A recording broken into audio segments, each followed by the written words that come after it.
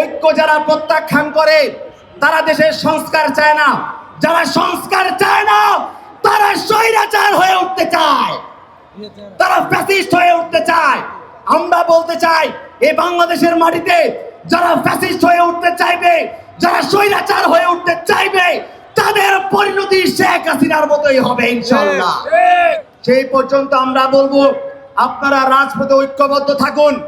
আপনাদের ঐক্যবদ্ধ শক্তি এটি বৈষম্য বিরোধী ছাত্র আন্দোলনের শক্তি নয়, এটি বাংলাদেশের তরুণ ছাত্র সমাজের ঐক্যবদ্ধ শক্তি।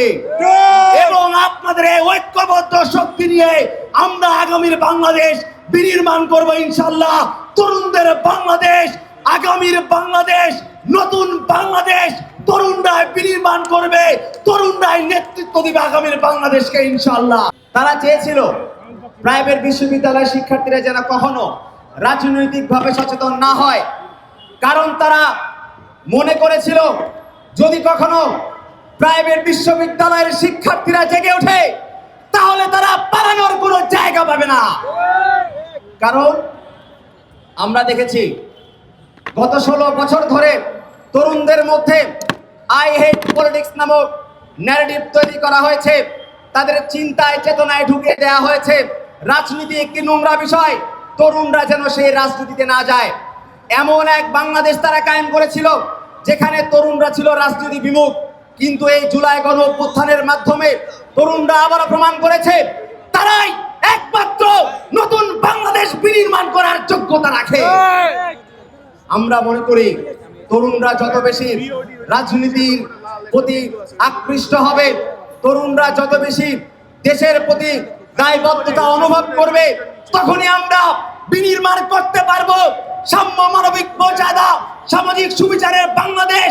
যে বাংলাদেশ আমরা 1971 সালের পরবর্তীতে বিনির্মাণ করতে পারি নাই, সেই বাংলাদেশে আমরা বিনির্মাণ করব 2024 পরবর্তী এই বাংলাদেশ ইনশাআল্লাহ। এবং আমরা বলতে চাই প্রাইভেট বিশ্ববিদ্যালয় এখন থেকে 24-এর জুলাই বিপ্লব পরবর্তী সময়ে প্রত্যেকটি প্রাইভেট বিশ্ববিদ্যালয় সিংহদের দুর্গে পরিণত হয়েছে। যদি কেউ মনে করে বাংলাদেশের স্বৈরাচার কায়েম করবে, ফ্যাসিবাদ কায়েম করবে, তারা প্রাইভেট বিশ্ববিদ্যালয়ের সিংহদের থাবা থেকে কখনো রেহাই পাবে না।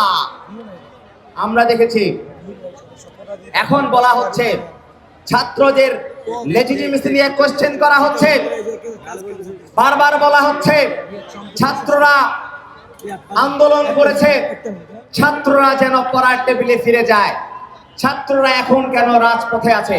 আমরা কি বলেছিলাম না? আমরা এক দফা যখন ঘোষণা করেছিলাম তখন আমরা বলেছিলাম আমরা শেখ হাসিনার পতন চাই, ফ্যাসিবাদের বিলোপ চাই, আমরা নয়া রাজনৈতিক বন্দোবস্ত চাই। আমরা কি বলি নাই আমাদের আংশিক বিজয় অর্জিত হয়েছে শেখ হাসিনার পতনের পর? আমরা কি বলেছিলাম আমাদের চূড়ান্ত বিজয় অর্জিত হয়েছে? আমরা বলতে চাই জুলাই চলবে, শিক্ষার্থীদের যে আন্দোলন জুলাইয়ের 1 তারিখ থেকে শুরু হয়েছিল সেই জুলাই বিপ্লব চলবে নয়া রাজনৈতিক বন্দোবস্ত কায়েম হওয়ার আগ পর্যন্ত ইনশাআল্লাহ।